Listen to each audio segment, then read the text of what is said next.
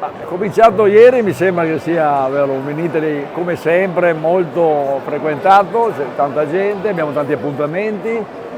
sicuramente in un momento non facile ma superabile. Devo dire che questo è un Vinitaly molto importante perché l'affluenza è tanta, soprattutto dei buyers, quindi degli operatori, dei compratori, che arrivano da 140 paesi diversi e molti di quali arrivano anche dall'America, nonostante si faccia un gran parlare della tematica dei dazi, però non sta preoccupando più di tanto, o meglio, un po' di preoccupazione c'è, però ho già sentito che gran parte degli operatori stanno smezzando, diciamo, questo aumento dei costi tra 10% l'esportatore e 10% l'importatore, e quindi insomma questo 20% di dazi che è stato messo al momento viene assorbito. Ovvio che se questa situazione permane ci mette un po' in difficoltà, e siamo fiduciosi sul fatto che grazie a collaborazioni continue e a dialogo si possa risolvere in futuro questa situazione. Assolutamente, io credo che la novità di questo sta nel fatto di non solo consolidare i mercati esistenti tramite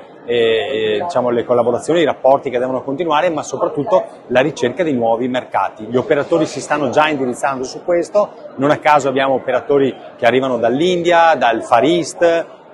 quindi insomma